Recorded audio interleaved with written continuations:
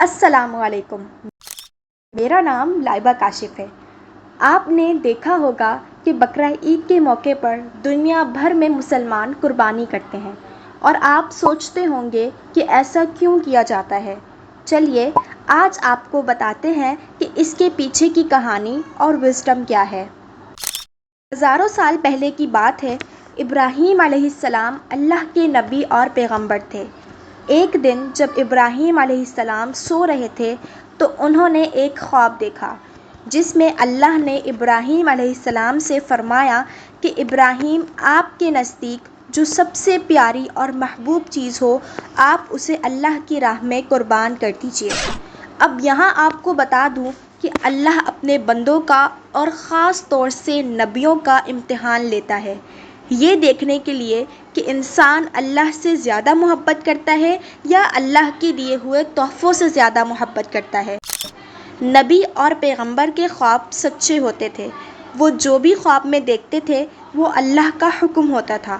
تو یہ خواب دیکھنے کے بعد ابراہیم علیہ السلام نے اپنے اونٹوں کے جتھے میں سے 100 اونٹ قربان کر دیے۔ آج کے زمانے میں یہ 100 قیمتی گاڑیاں سیکریفائز کرنے کے برابر ہیں۔ ابراہیم علیہ السلام نے سوچا کہ جو اللہ نے انہیں حکم دیا تھا وہ پورا ہو گیا، پر جب رات کو وہ سوئے تو انہیں پھر سے یہی خواب آیا۔ اس لیے ابراہیم علیہ السلام نے اگلے دن 200 اونٹ اللہ کی راہ میں قربان کر دیے، لیکن اگلی رات پھر سے انہیں وہی خواب آیا جس میں اللہ نے ان سے ان کی سب سے پسندیدہ چیز قربان کرنے کا حکم دیا۔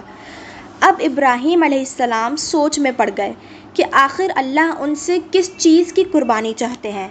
پھر انہوں نے سوچا کہ اس دنیا میں سب سے عزیز چیز میرے لیے میرا بیٹا اسماعیل ہے۔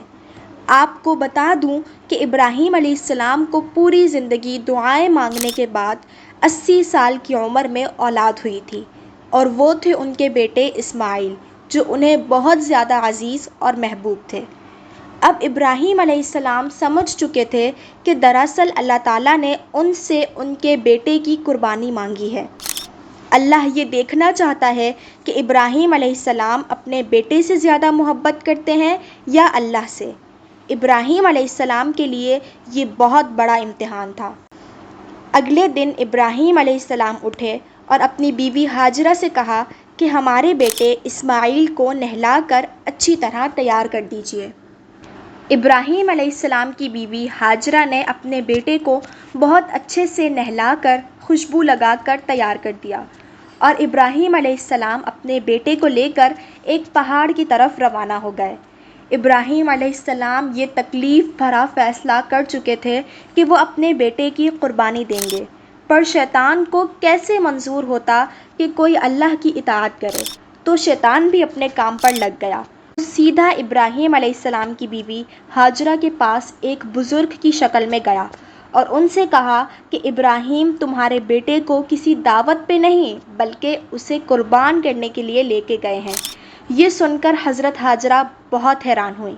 وہ سمجھ گئی کہ یہ ضرور اللہ کا حکم ہوگا، کہ اگر اللہ نے ابراہیم کو ایسا کرنے کا حکم دیا ہے تو یہ ہماری خوش قسمتی ہے۔ یہ تو میرا ایک بیٹا ہے، اگر میرے اسماعیل جیسے 1000 بیٹے بھی ہوتے تو میں خوشی خوشی انہیں اللہ کی راہ میں قربان کر دیتی۔ سوچئے ایک ماں کے لیے یہ کہنا کتنی بڑی بات ہے۔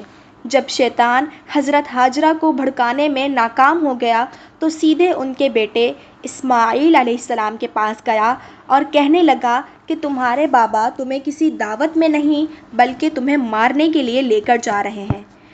جواب میں اسماعیل علیہ السلام نے کہا کہ اگر یہ اللہ کا حکم ہے تو میرے لیے اس سے بڑی کیا خوش نصیبی کی بات ہے کہ میں اللہ کی راہ میں قربان ہو رہا ہوں۔ 13 سال کے بچے میں اتنی سمجھ اور بہادری ہونا کتنی بڑی بات ہے۔ یہاں بھی جب شیطان ناکام ہو گیا تو وہ ابراہیم علیہ السلام کو بھڑکانے کی کوشش کرنے لگا کہ تمہیں یہ بیٹا اتنی منتوں سے ملا ہے، اگر تم نے اسے قربان کر دیا تو بڑھاپے میں تمہارا سہارا کون بنے گا، اور اگر اللہ نے یہ قربانی بھی قبول نہیں کری تو تمہارا کتنا بڑا نقصان ہو جائے گا، ایسا مت کرو۔ شیطان ہر طرح سے انہیں بار بار بھڑکانے کی کوشش کرتا رہا، اور غصے میں آ کے ابراہیم علیہ السلام نے شیطان کو پتھر مارے۔ یہی وجہ ہے کہ جب لوگ حج پر جاتے ہیں تو شیطان کو آج بھی کنکری مارتے ہیں، اور یہ حج کے اہم ارکانوں میں سے ایک ہے۔ شیطان کے جانے کے بعد ابراہیم علیہ السلام نے اپنے بیٹے کو ساری بات بتائی تو اسماعیل علیہ السلام نے فرمایا کہ بابا، اگر یہ اللہ کا حکم ہے تو مجھے یہ منظور ہے، آپ بس میرے ہاتھ پیر باندھ دیجئے اور اپنی آنکھوں پر بھی پٹی باندھ لیجئے، تاکہ آپ جب میری گردن پر چھری چلائیں تو آپ کو تکلیف نہ ہو اور آپ یہ کرنے سے مکر نہ جائیں۔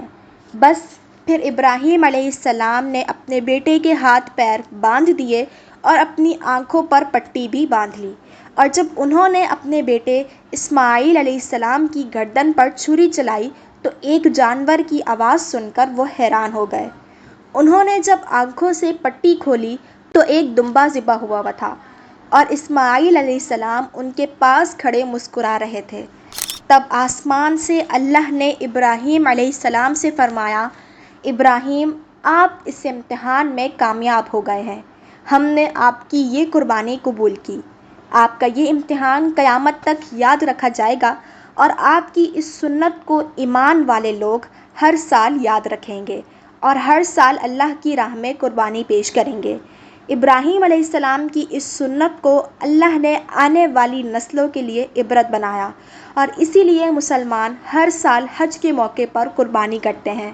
بقرہ عید پر جو بھی حلال جانور قربان ہوتے ہیں ان کے گوشت کو 3 حصوں میں تقسیم کیا جاتا ہے۔